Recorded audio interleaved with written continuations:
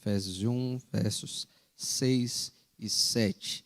Esse nosso exercício de estudarmos a palavra de Deus, cada livro, lendo versículo por versículo, meditando em cada parte da santa palavra de Deus. Efésios, capítulo 1, chegamos hoje ao 6, vamos fazer a leitura dos 6 e 7.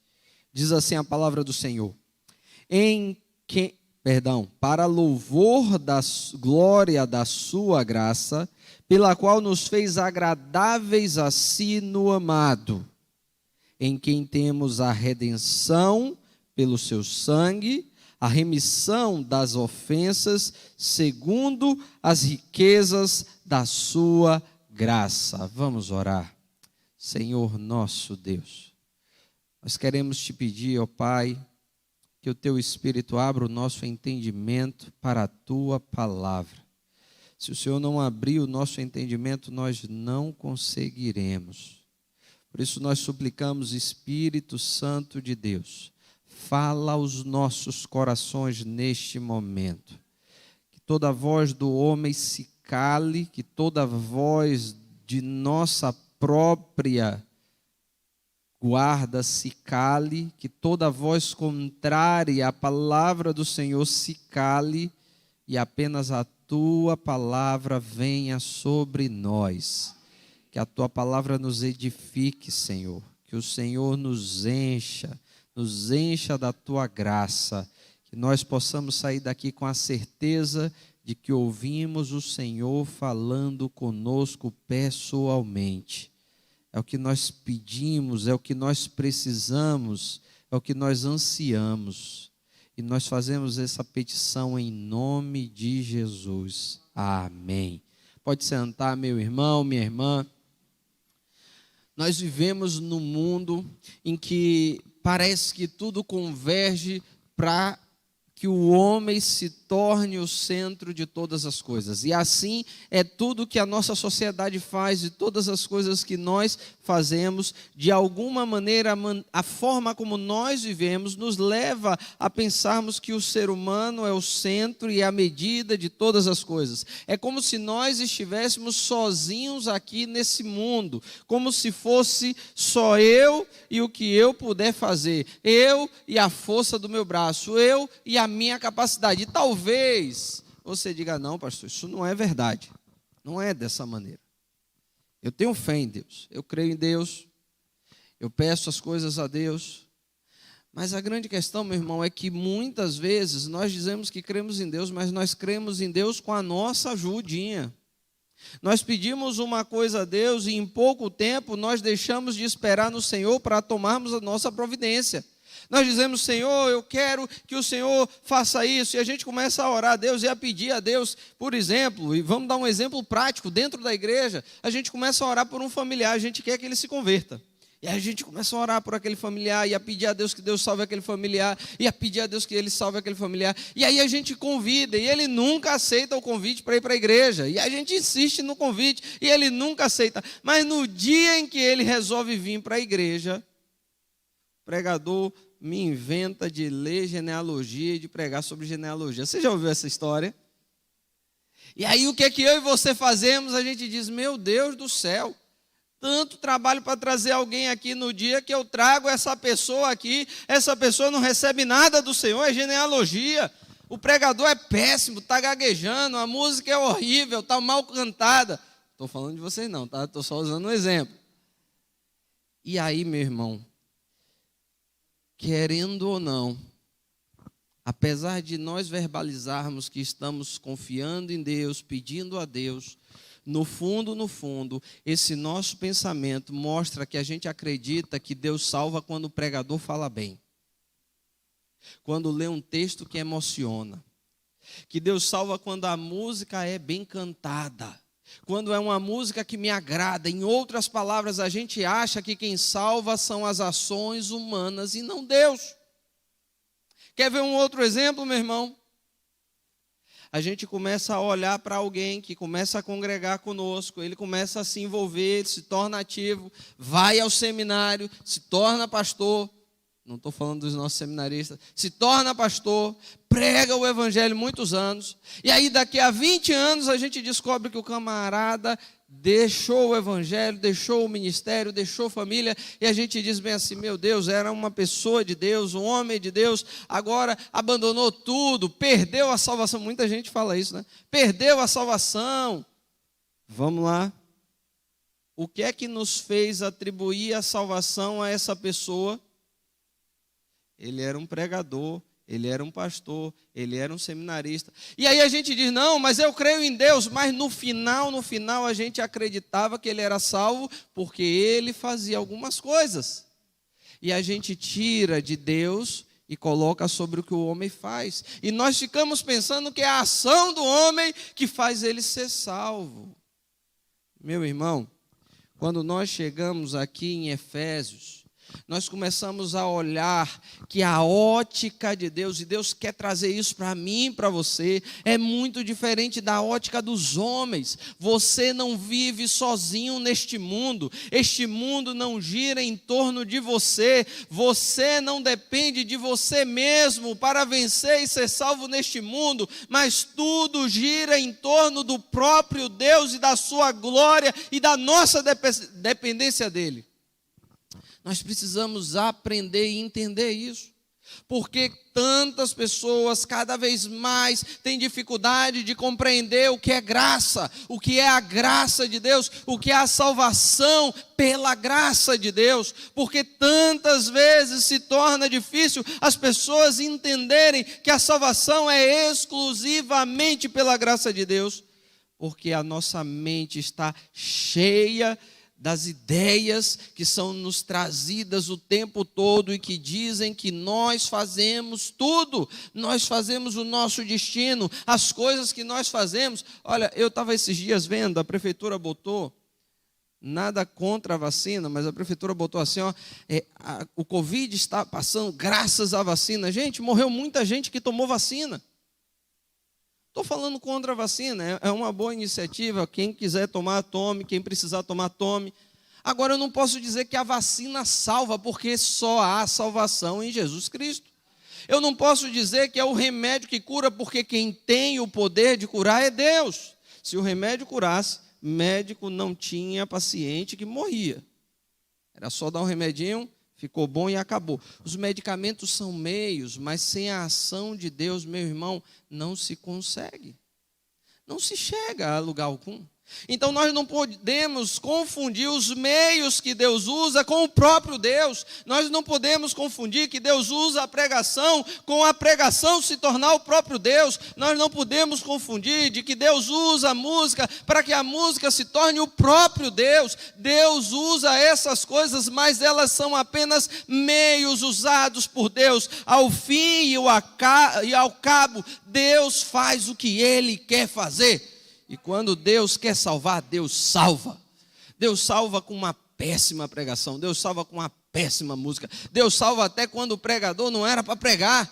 Quando nós vamos estudar a história de Spurgeon, eu acho muito interessante isso. Spurgeon era neto de pastor, filho de pastor, crescido numa igreja batista, ouviu o evangelho desde muito pequeno, leu todos os puritanos ainda no início da sua adolescência, todos os livros evangélicos possíveis, e um dia Spurgeon está indo para a igreja que ele congregava, só que era um dia em que a neve veio, sabe aquele dia que a chuva pega você, aqui não tem neve, mas tem aquela chuva forte, a neve veio, e ele viu que a neve ia engrossar, então ele entrou na primeira igreja que ele encontrou, e se abrigou naquela igreja para esperar a neve passar, só que a neve ficou mais forte, e ficou tão forte que o pregador não conseguiu ir. E aí os irmãos todos queriam cancelar o culto, mas tinha um diácono lá, e sempre sobra para os diáconos, né? Os diáconos sabem. Na ausência de todo mundo, o diácono tem que se virar, porque eles têm que fazer o culto acontecer, eles têm que ser o instrumento de Deus para o culto acontecer. Então ninguém estava lá, mas um diácono estava lá, e o diácono abriu Isaías, e ele leu Isaías, que dizia, olhai para mim e sereis salvos. Olha, aquele jovem já tinha ouvido a pregação por alguns dos melhores pregadores do mundo, nunca se converteu. Mas no dia em que ele ouve um diácono lendo um texto, E ele disse que ele não lembra de nada porque a pregação era muito ruim, é tudo que ele se lembra. Mas ele lembra que ao final da pregação aquele homem gritava: olhe para Jesus e você será salvo. E ele disse que enquanto aquele homem dizia isso é tudo que ele se lembra. Ele disse que o coração dele ardia de uma maneira como nunca tinha acontecido antes. E naquele dia ele sabia, Deus tinha tocado ele e salvado ele. Meu irmão, não são os homens são meios, a glória é sempre de Deus, o poder é sempre de Deus. Deus tenta nos ensinar isso ao longo de todas as Escrituras. Deus olha para Gideão, um grande desafio, milhões de pessoas para atacar o povo de Deus, e Deus chama Gideão, que estava tentando esconder o dele, né, para ser menos assaltado. Sabe, aquela estratégia que alguns de nós fazem, tem a carteira do ladrão e a carteira de verdade, né? Então bota às vezes lá R$10, se botar 5 o ladrão vai pedir onde está o resto do dinheiro, bota R$10, bota R$15 numa carteira, que é para dar para o sócio quando o sócio abordar, e o resto do dinheiro bota em outro lugar. Eu tinha um primo, já é falecido, que ele tinha um bolso que ficava aqui, gente, sério, ele tinha um bolso que ficava aqui, ele andava com dinheiro, ele era de idade mais avançada, ele andava geralmente com uma boa quantia de dinheiro, mas era aqui, ó, na bainha da calça. Aí quando ele queria pegar esse dinheiro, ele ia no banheiro, tirava, contava o que ia, botava de volta, fechava o zíper, certo? Jogava na carteira e ia resolver, ele andava com o bolso aqui. Se chegava na carteira dele, tinha R$3, R$4, aqui no bolso da calça, lá embaixo, tinha o dinheiro. Gideão estava fazendo mais ou menos a mesma coisa. Ele estava escondendo um pouco da comida, porque os midianitas viriam tomar toda a comida. E aí, Deus às vezes vê coisas em você que nem você vê. Deus é fantástico. Ele vê coisas em você e você diz assim: não sou eu não.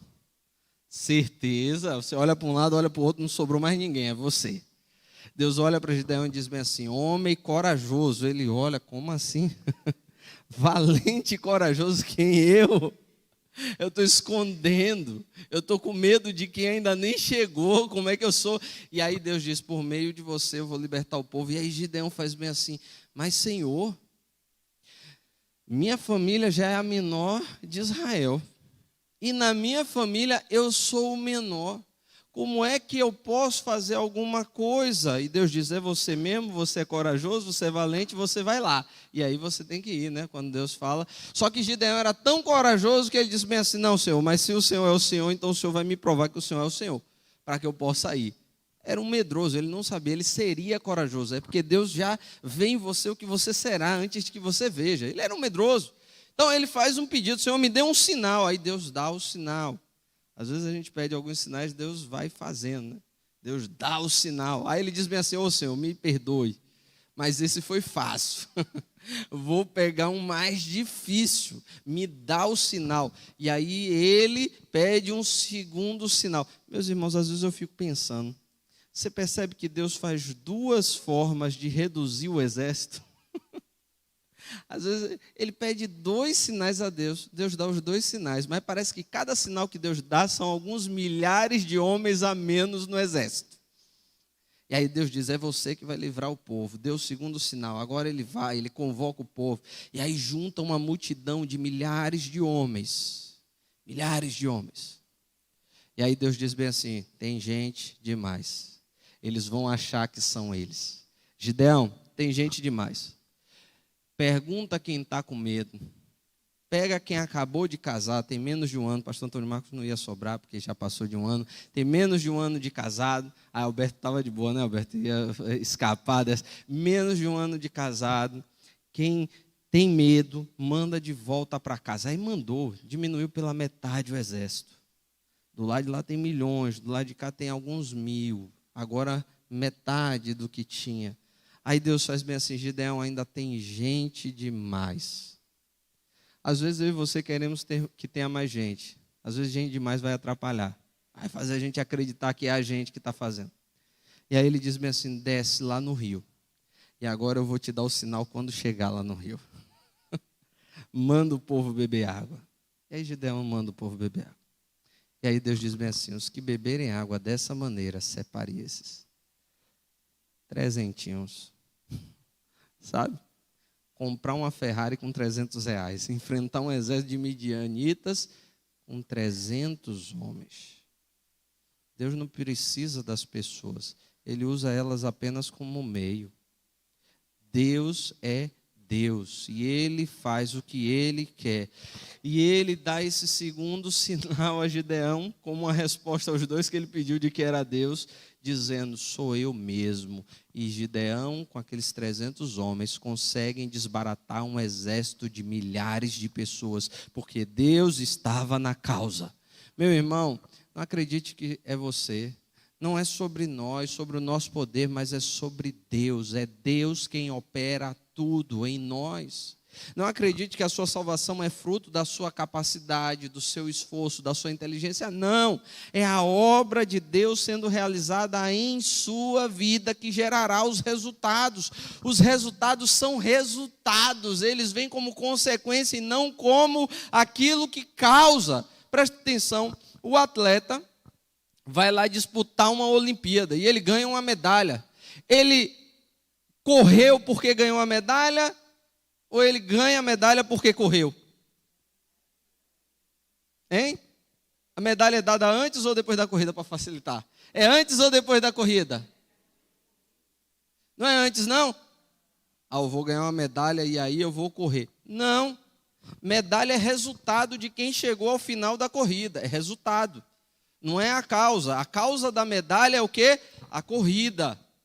Agora no evangelho, meu irmão, é o contrário. Você só consegue correr porque você recebeu a medalha. Se você não receber a graça de Deus, você não irá conseguir ser salvo. E é isso que a palavra de Deus está nos mostrando. Paulo começa a carta aos Efésios mostrando que a igreja é uma iniciativa de Deus. É Deus quem cria a sua igreja. Deus estabelece a sua igreja. Deus dá à igreja tanto os membros quanto os seus líderes. Ele nos mostra que é Deus que, por meio da sua graça, faz com que os crentes sejam unidos e sejam santos. Ele nos diz que os crentes são unidos, são santos, foram dados por Deus, são líderes e são os demais membros, e isso é resultado da escolha de Deus na eternidade. Ele diz que essa escolha de Deus na eternidade gera a predestinação, e essa escolha e a predestinação são resultados da vontade de Deus e apenas do desejo de Deus satisfazer a sua vontade. E agora ele está nos dizendo que nós recebemos a salvação porque Deus quis fazer isso e Ele o fez por intermédio de Jesus Cristo. Meu irmão, pensa numa máquina que tem um motor de um lado, uma correia e os rolamentos do outro. Você não é o motor, você é o rolamento do lado de cá. Você olha para a máquina e você vê lá várias máquinas assim, ó, pensa numa moto. Tem a roda lá de trás da moto, corrente ali passando para ficar mais fácil para você pensar, e tem a parte do meio. A roda só vai girar porque a parte do meio está movimentando. Ela vai girando, aqueles dentinhos vão girando na frente e vão fazendo com que o pneu de trás vá se movimentando. Deus opera dessa maneira a nossa salvação. Só que Ele nos dá os dentes, porque a gente nem os dentes tinha lá atrás. Ele nos dá tudo o que é necessário para que nós sejamos salvos. E Ele se agrada em fazer isso. E tudo isso é para que Ele seja louvado. E é exatamente o que o apóstolo vai nos dizer. Deus fez todas essas coisas porque Ele queria satisfazer a sua vontade. Deus criou a igreja, Deus nos escolheu, Deus nos predestinou, Deus nos salvou, Deus fez tudo isso, Deus promoveu o meio de nossa salvação. Ele fez tudo isso porque Ele queria satisfazer a sua vontade, e satisfazendo a sua vontade, Ele queria promover a sua própria glória, a glória da sua graça. O texto diz que tudo isso aconteceu com a finalidade de darmos louvor a Deus pela sua graça, pela gloriosa graça que Ele nos concede e que nos leva à salvação. Aliás, Paulo já falou de graça algumas vezes ao longo, e nesses 2 versículos ele fala 2 vezes. Ele vai falar mais sobre graça e a obra de Deus e a ação de Deus, e é interessante, o ser humano basicamente não aparece. Ele está falando sobre a salvação de seres humanos, mas basicamente até agora nós não vimos o que nós vamos fazer. Porque tudo sobre a nossa salvação vem de Deus, meu irmão. Você pode rejeitar, você pode se debater, é a mesma história de Deus falando com Paulo, é duro você recalcitrar contra esses aguilhões, você não vai conseguir, meu irmão, você não vai conseguir sair do fato de que o Deus que controla todas as coisas é o único que pode salvar o ser humano. É somente Ele, é somente para a glória e louvor dEle, é somente para cumprir os propósitos dEle. Qual é o propósito de Deus? Qual é o propósito final de Deus? Porque Deus faz essas coisas, a palavra dEle nos ensina. Quando você vai lá para Isaías, Deus vai nos dizer lá em Isaías, salvo engano 47:3, Ele vai nos dizer o seguinte: esse é o povo que eu fiz e escolhi e os levantei para o louvor da minha glória. Exatamente do jeito que está aqui. A finalidade de tudo que Deus está fazendo é que nós sirvamos ao louvor da glória dEle. É que Ele seja glorificado por meio da nossa vida, por meio das nossas atitudes, por tudo que nós fazemos. Deus chama para si glória através da nossa vida. Quando nós vamos lá para 1 Coríntios, Paulo também nos lembra disso. Ele diz o seguinte: quer comais, quer bebais, quer fazais qualquer coisa, fazei tudo para a glória de Deus. É para a glória de Deus. Como assim para a glória de Deus? Ele nos salva para a sua própria glória. Ele nos salva e Ele salva os piores pecadores, os mais difíceis pecadores, os que parecem irreparáveis pecadores. Deus salva, sabe por quê? Porque as pessoas vão olhar e elas vão dizer, só Deus podia fazer isso.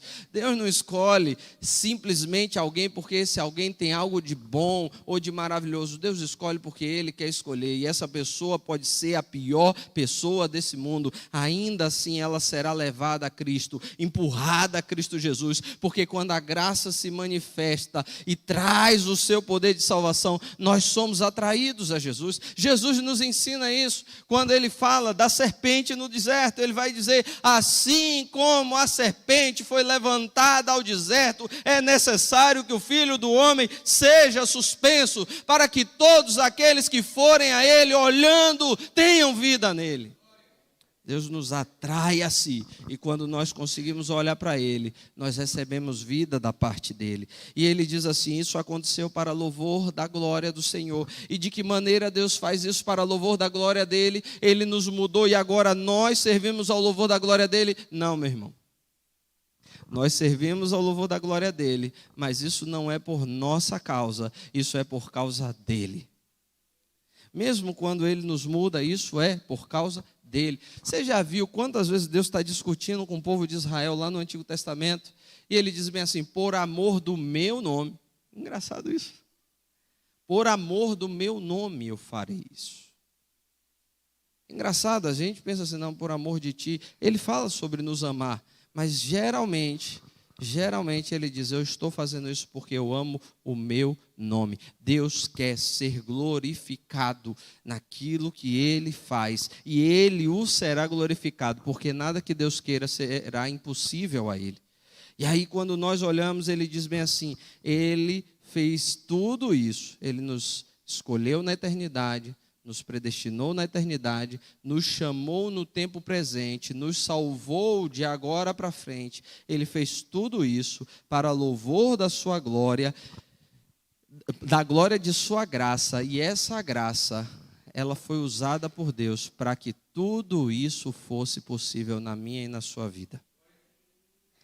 Se fosse por mim e por você, nada disso seria possível. Mas a graça de Deus torna tudo isso possível. Eu e você, eu não sei como você se sente, mas eu espero que você se sinta indigno de ser salvo. Eu espero isso. Espero que você olhe com sinceridade para dentro de si e diga, não dava para Deus me salvar. E eu vou dizer, meus irmãos, com muita sinceridade, se eu fosse Deus, eu estava no inferno. Porque eu não me salvaria. A salvação não é porque eu sou bom. A salvação não é porque eu sou merecedor. As coisas que eu faço não trazem garantia de salvação ou mérito para mim. Elas não são por minha causa. Porque a Bíblia ensina que a alma que pecar, essa morrerá. A Bíblia ensina que todos os homens pecaram e se destituíram da glória de Deus. A Bíblia nos ensina que não há um homem sequer, uma pessoa sequer que seja boa, que faça o bem e que não cometa pecado. Não há um justo, um sequer. Todos a uma se extraviaram. Todos estão perdidos, é o que a Escritura nos diz. Todos estão perdidos. Todos pecaram. O pecado causa uma barreira. O pecado gera separação, porque Deus é santo. E como um Deus santo, Ele odeia o pecado. E Ele está separado do pecado. O pecado é uma oposição a quem Deus é. O pecado é uma demonstração de ódio a Deus. O pecado é uma tentativa de roubar a glória de Deus e a direção de Deus e o controle de Deus. O pecado é odioso diante de Deus. Em alguns momentos o pecado é tão odioso que Deus chega a dizer que odeia as pessoas que praticam alguns pecados. E Deus nos odeia a todos nós. Se não fosse pela sua graça, Deus continuaria a nos odiar a todos nós. E é interessante essa verdade bíblica, que muitas vezes é esquecida. Deus nos odeia, mas Deus nos ama. Sabe aquele caso de amor e ódio? Deus nos odeia a todos nós. Ele quer nos destruir a todos nós. É o que a Bíblia nos diz. Vá ler Jeremias, Lamentações. O problema não é com o pastor Rietes, é com a Escritura. Com a Escritura. Eu sou o homem que viu o furor causado, a aflição causada pelo furor da ira do Deus Todo-Poderoso. Até quando, Senhor? Até quando o Senhor não se saciará? Está lá dizendo, é Deus que está destruindo o seu povo, é Deus que destrói, é Deus que castiga, é Deus que condena. Deus é um Deus que odeia o pecado, e Ele odeia o pecador. Está lá no Salmo 11, está lá em Provérbios, está lá em Malaquias, está lá em João capítulo 3, 36, está nas Escrituras. Deus odeia os pecadores, permanecerão debaixo da ira de Deus, do ódio de Deus, está lá na Bíblia. Deus odeia e Deus ama. E porque Deus ama, Deus precisa nos retirar do seu ódio. Como é que Ele faz isso? Já sei, vai fazer um armenguezinho e vai dar um jeitinho. Não, Deus não faz gambiarra. Como é que Deus faz isso? Deus precisa mudar a nossa condição, porque Deus não vai amar pecadores. Lembra como Paulo começa dizendo? Nós somos santos, povo santo, chamado santo, separado santo por Deus. Como Deus torna pecadores, visceralmente pecadores insantos, Ele faz isso por meio da sua graça. Por meio da sua graça, Ele nos torna agradáveis a Ele, em Jesus Cristo, que é o seu amado. Presta atenção, meu irmão. Você não era agradável sem Jesus ou antes de Jesus a Deus. Você tem alguém que é agradável para você, você quer estar perto, você gosta. Agora, o oposto disso é você sentir repulsa dessa pessoa, sentir nojo, é você querer estar distante dessa pessoa. Eu sinto repulsa de alguém. Alguém é agradável, eu quero estar no dia a dia. Eu sinto repulsa, eu quero distância dessa pessoa. Olha o que o capítulo 1, versículo 6 nos diz. Por meio da graça de Deus, Jesus fez com que nós nos tornássemos agradáveis para Deus. Deus te ama e agora Ele te ama sem restrições. Ele te ama sem nenhuma restrição e sem nenhuma aplicação de ódio. Por que Ele faz isso? Porque o seu ódio, a sua ira, o castigo que deveria ser atirado sobre mim e sobre você, Ele atirou sobre outra pessoa. E como Deus é um Deus justo, Ele não pode condenar duas vezes pelo mesmo pecado. A justiça prevê que você condena uma vez pelo que foi feito. O ato merece uma condenação. Nós não temos, como alguns defendem, várias vidas. Nós temos uma vida nessa terra e uma vida na eternidade. Se nós pecamos, nós merecemos a morte. Ela começa nessa terra e ela se concretiza eternamente na segunda vida. O que é que acontece? Jesus não tinha nenhum merecimento de morte. Seu merecimento era apenas para a vida. Jesus sempre foi santo. Jesus é o amado de Deus. Por meio de Jesus, isso que nós estamos vendo aqui é o que a gente chama de doutrina da propiciação. Por meio de Jesus, nós nos tornamos um sacrifício agradável a Deus. Olha só, você tem a expiação. A expiação é um sacrifício pelo perdão de pecados. Depois da expiação, você tinha a propiciação. Eu paguei, mas eu ainda não tenho crédito. Eu paguei o que eu devia, mas eu ainda preciso de algum crédito para frente. Eu preciso restabelecer a agradabilidade. Como é que eu faço isso? Eu faço a propiciação. O que é a propiciação? É um sacrifício que vai além da expiação. Por isso a Bíblia usa as duas expressões, vai além da expiação. E ele tem o caráter ou a característica de tornar o outro acessível e dar ao outro a vontade de retribuir. Quando nós estamos olhando para o sacrifício expiatório de Cristo, nós estamos dizendo assim, ele pagou os nossos pecados. Mas quando nós estamos olhando para a propiciação, nós estamos dizendo assim, ele além de pagar o pecado, ele deu benefícios a Deus, e Deus terá de nos devolver alguns benefícios. Presta atenção, perdão dos seus pecados faria com que a conta tivesse zerada. Mas a adoção é um benefício extra, não faz parte do pagar das contas. Você foi feito criatura, essa criatura é rebelde. Essa criatura não é mais rebelde, agora é uma criatura pura. Só que vai além disso, você agora se tornou filho de Deus, adotado.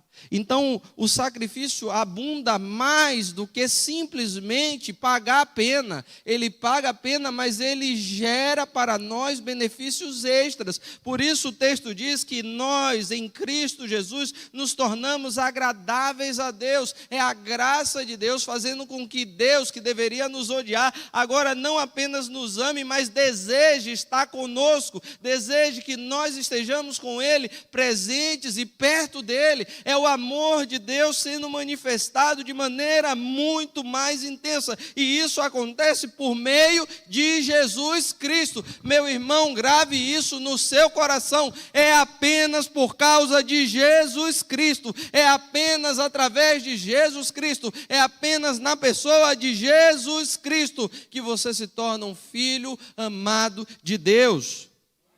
E como é que Deus fez isso? Como é que Deus operou isso? O texto vai nos trazer, o versículo 7 agora, que Jesus Cristo, ele representa duas imagens para nós. Eu sei que essas são palavras que a gente usa direto. A gente canta, né? Na redenção firmado estou, meu cativeiro já. Mas o que é redenção? Você já parou para pensar? Por que aparece redenção, remissão? Não é a mesma coisa, não? Não são palavras para... Por que redimir, remir? Será que alguém acha que fica mais musical de um jeito ou menos do outro? Será que é isso? Redimir, remir são a mesma coisa, não são a mesma coisa? O que é que Paulo está dizendo quando ele diz, olha só o que ele vai dizer, é só uma maneira diferente de falar a mesma coisa? Ele diz bem assim, ó, em quem? No amado, em Jesus Cristo, nós temos a redenção pelo seu sangue e a remissão das ofensas. Como assim? A redenção e a remissão não são a mesma coisa? Não, meu irmão, não são a mesma coisa. Não são a mesma coisa. São coisas diferentes, a palavra é parecida, mas são coisas diferentes, muito diferentes. Jesus Cristo é o único meio de que eu e você nos tornemos agradáveis diante de Deus. Por isso Jesus diz, eu sou o caminho. Não tem outro caminho, não tem outra maneira de você chegar a Deus e Deus olhar para você com bons olhos, Deus se agradar de você, senão por meio do caminho chamado Jesus. Você pode andar de joelhos daqui até o Bonfim, você pode andar de joelhos daqui até Camaçari, você pode andar de joelhos daqui até os Estados Unidos, ainda assim você não estará no caminho que torna você agradável a Deus. Não, somente em Jesus você se torna agradável a Deus. E como é que você se torna, ou por que você se torna? Eu já expliquei, Jesus é a nossa propiciação. E como Jesus é a nossa propiciação, o que é que acontece para que Ele seja a nossa propiciação? Primeiro, é em Jesus que nós alcançamos a redenção pelo seu sangue. Quando você vai para Hebreus, a palavra de Deus nos diz que quase todas as coisas, segundo as Escrituras, como é? Você lembra? São purificadas com sangue. E sem derramamento de sangue não há remissão, ok? Certo? Tem que haver derramamento. Redenção, de onde vem redimir. Essa palavra significa que o preço foi pago. Deus nos redimiu, Ele comprou. Redimir é comprar alguma coisa. Sabe, alguém se tornou escravo. Você vai passando naquela feira de escravos e você olha para um dos escravos e você diz bem assim: eu quero esse. Quanto custa? Custa tanto, está pago. Mas deixa eu clarear uma coisa para você não ficar confuso. A quem Deus pagou o preço? A quem Deus pagou o preço? A Ele mesmo. A Ele mesmo. Não foi ao diabo, como muitos pregadores dizem, não foi ao diabo. Deus pagou o preço a Ele mesmo. Vamos imaginar que você tem vários servos. Um dos servos tem um comportamento inadequado. O senhor daquele servo chama a atenção daquele servo. Ele continua com aquele comportamento. O senhor daquele servo faz, sabe de uma? Vou me livrar desse servo. Joga ele para venda. Vende por este preço. Qual é o preço? Toda alma que pecar. O salário do pecado, Deus cobrará o preço. Nós pecamos. Tem o preço estabelecido por Deus, pena de morte pelos nossos pecados. Alguém precisa pagar esse preço para que nós não morramos. Alguém precisa morrer para que eu e você continuemos vivos. Meu irmão, eu sei que a gente vive numa era dos enlatados, né? E a vida se torna tão bonitinha que parece que o frango que você come, ele já nasceu fatiado em coxa ou qualquer coisa. Mas para que você coma o frango, ele tem que morrer. Para que você coma uma carne de boi, o boi tem que morrer. Sabe? Ah, então eu sou contra esses negócios, sou vegetariano. Pois é, a plantinha também é um ser vivo, ela tem que morrer para que você coma ela. E quando você come um animal, ele morreu, você se alimenta dele, e o que é que acontece com o seu corpo? Ele ganha saúde. Quando você come um animal, você permanece com vida. Comer um animal te dá vida. A morte de um animal faz com que você continue vivendo.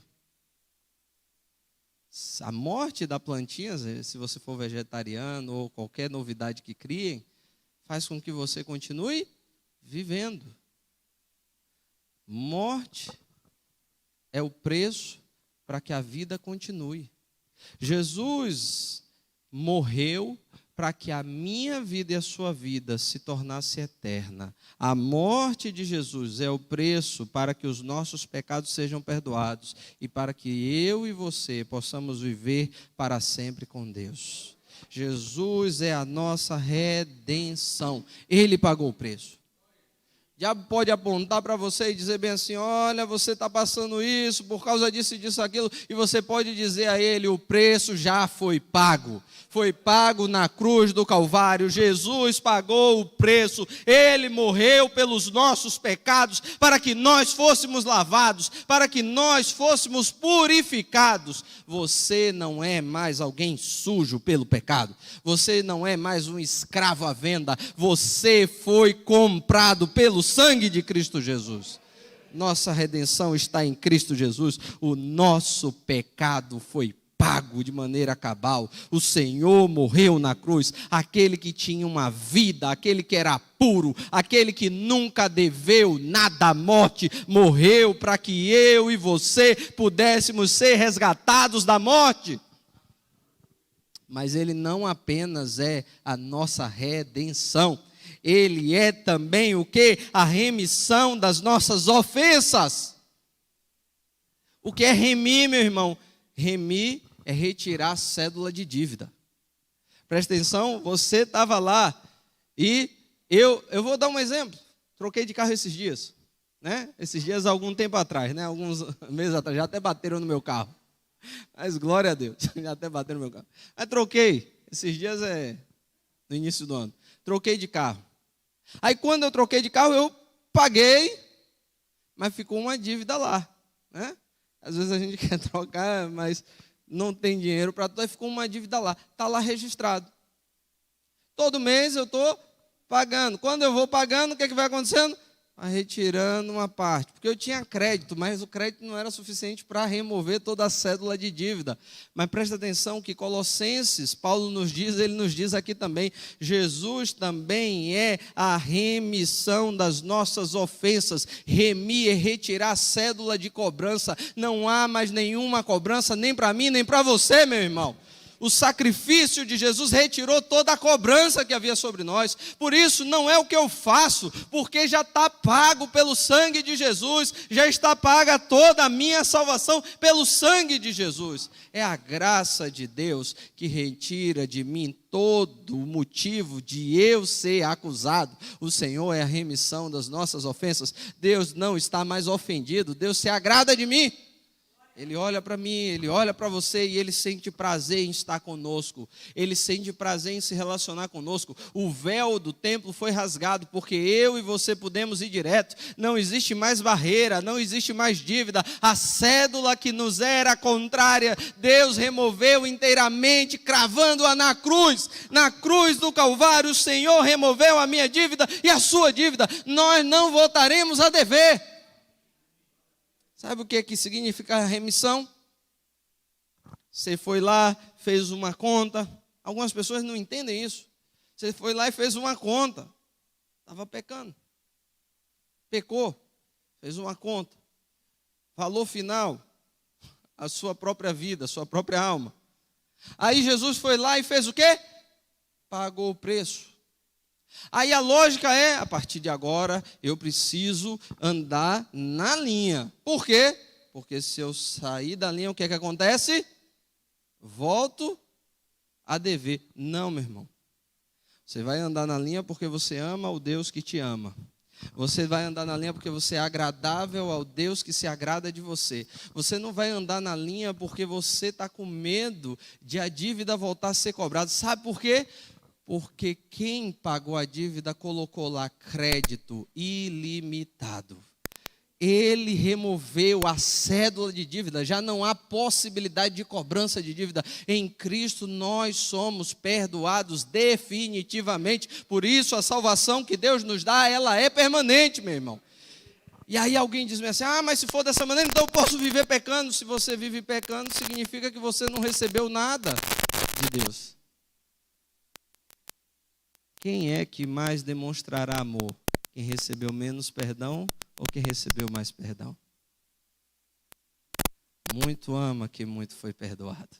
Meu irmão, a sua obediência para Deus, a sua vida de santidade para Deus, ela não é guiada por medo da culpa e do pecado, porque já não há condenação para aqueles que estão. Presta atenção, não há condenação para aqueles que estão em Cristo Jesus. Não existe possibilidade de condenação. Quem intentará acusação contra os eleitos de Deus é Deus quem o justifica. Meu irmão, presta atenção. Quem é que condena? É Deus. Agora imagine que o seu advogado de defesa é o seu próprio juiz. Qual é o resultado, meu irmão, dessa audiência? Você vai sair de lá com alguns presentes. Sabe? É por amor que eu obedeço a Deus.